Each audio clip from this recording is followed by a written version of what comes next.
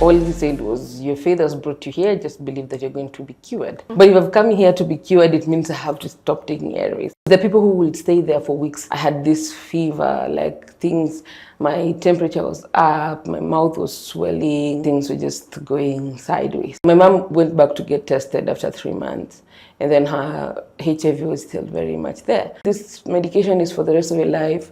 There are no breaks in between. Anybody who takes daily medication, for whatever health condition, it just has its toll on you. Meet Doreen Moraa, a young lady who took a life-changing journey to Loliondo in search of an herbal cure for HIV. Convinced by stories of healing, she stopped her medication only to face devastating health consequences. In this video, she opens up about her experiences and the advice she received from others, as well as lessons she learned along the way.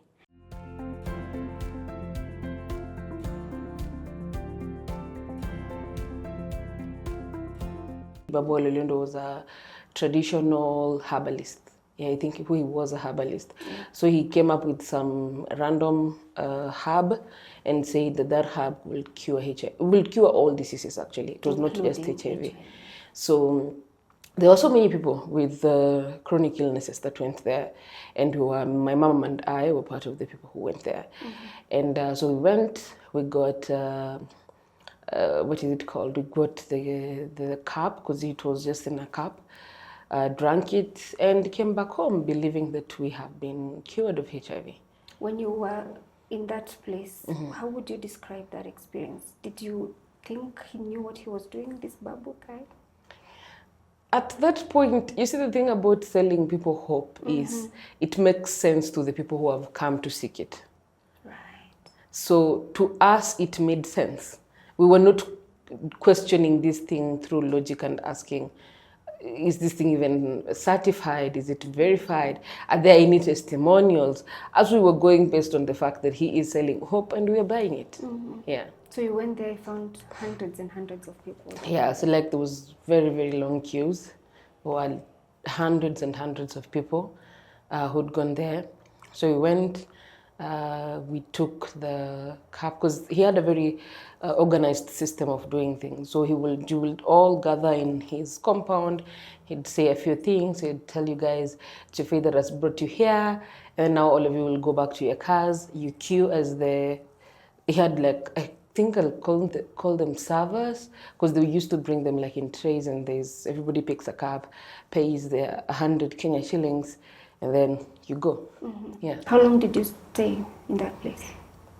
So I think it was just a night, because we arrived very late in the evening, and in the morning we had our cup, and then we left. Because by the time I think we were going, the traffic had reduced a little bit. Like there were still as many people, but it was moving. Or rather, maybe he had found a way of ensuring that the movement is faster. Because the people who will stay there for weeks, for when he started earlier on, the people who will stay there just waiting in the queue. But by the time we went there, it was a little bit systemized. So just the people will bring the thing by your cars, you pay them your money, you drink the cup, they come back later, they collect the cups, and then you guys go home. What was it tasting like? Nothing. Like water? It was just there. It was brown, but it was just there. Lord. Yeah, so it didn't have a taste per se. Yeah. Had he told you how to use it? Were you gonna take it through, even though you're taking your ARVs, or you have to stop other medications to focus on this?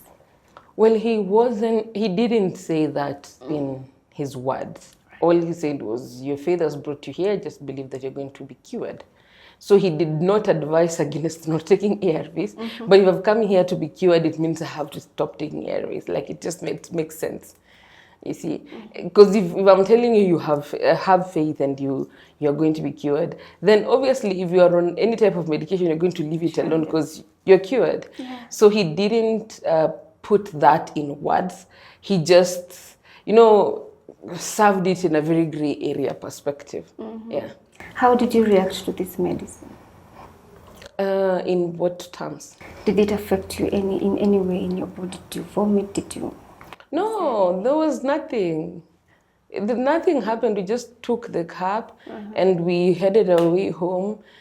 We just stopped taking our ARVs when we came back because now we're cured. You believed you were cured. Yes. So then we ended up, my mom went back to get tested after 3 months, and then her HIV was still very much there. So she came home, she told me, you need to stop taking, you need to go back to taking your medication. And I said, no, I can't. Maybe the medication takes time. Because also remember, it was just 1 dose. So you don't know how long it will take. Exactly. So my mom went back to hospital and continued with her drugs, but I stopped completely for 2 years. So the first year I would go to hospital, collect my ARVs, come and leave them at home. The second year, they found out, because there are usually tests done on us, and so the tests, the viral load test showed that my virus level was rising. And so now they started questioning that if you're taking medication well, you are not supposed to have that high viral level. Like there are not supposed to be any new HIV copies in your system.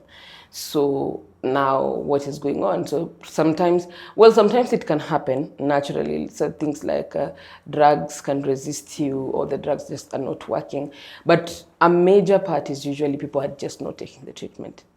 So the doctors are like, maybe you need to change your medication. And now when I heard that they need to change my medication, now obviously it wouldn't have been the same. So I said, nah, you're not changing my medication. It's fine. I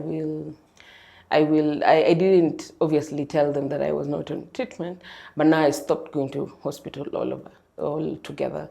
So I stayed, the second year I stayed at home. I was not taking medication, I was not doing anything. And I was not even feeling unwell that I can say that I was feeling. No, everything was okay. Until one night I went to sleep, and in the middle of the night, I had this fever, like my temperature was up, my mouth was swelling, and now things were just going sideways. So my mom took me to hospital immediately, and now we started again the process. And to see the thing about opportunistic infections, when you get them, the doctors have to treat that fast before they can now get to the part that you're not taking treatment. So x-rays were done, blood tests were run, and then now they were saying, you have an opportunistic infection and you need, like I was given some very heavy antibiotics. You need to take them, and then when you're finished, now you can go back to your ARVs. So at that point, my viral load level was around, I think, 150,000 copies.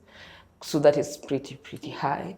But there are people who go all the way to millions, and now those ones, their lives are more at risk.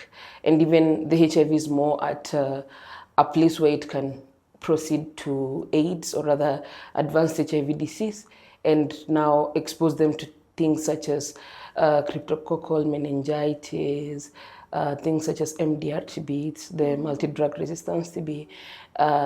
So those are not the places you want to reach as a person living with HIV. So my doctor was like, no, they should have told you this medication is for the rest of your life.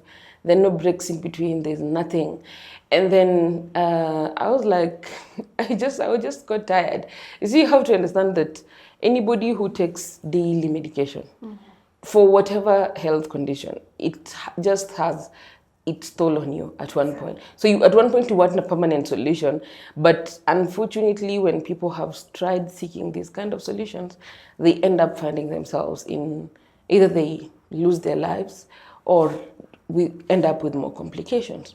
So I started taking medications. I was not taking the medication because I wanted to. It's because I had so much pain in my body, and I was like, yeah, let me just go back in. So I'll take them, leave them, take them, leave them, like just the way it would feel like. So I only came to fully accept my HIV status at 23. What role has religion played in your journey through, accepting, learning your status, accepting it, and spreading the message of positive living out here? I do have a relationship with God, but I don't really bring in the aspect of living with HIV into that whole thing. And I know a lot of people do say, I do see it a lot, especially in my comments, where people keep insisting that I have to change my ways and go and talk to God. And I'm like, there is a reason why I do not bring my spiritual part of life to my advocacy part of life. So there is a reason I've refused to marry them, because religion is sometimes can be very chaotic factor, and can have a bias towards the people living with HIV. So there are people who within the church are accepting of people living with HIV and all that, but there are people who keep insisting, oh, we will cure you, we will pray for you, we will do this, we will do that. So because of that, and for them not looking at us beyond our diagnosis and the judgment around being promiscuous, so that's what led to this infection, I usually don't like marrying them. So I like being an open book without bringing in that aspect. Doreen's journey to Loliondo highlights the dangers of neglecting prescribed treatment and the importance of the proper guidelines in managing HIV. Stay tuned to Willow Health Media for health news, updates, and in-depth stories. My name is Yvonne Kawera. Thank you for watching.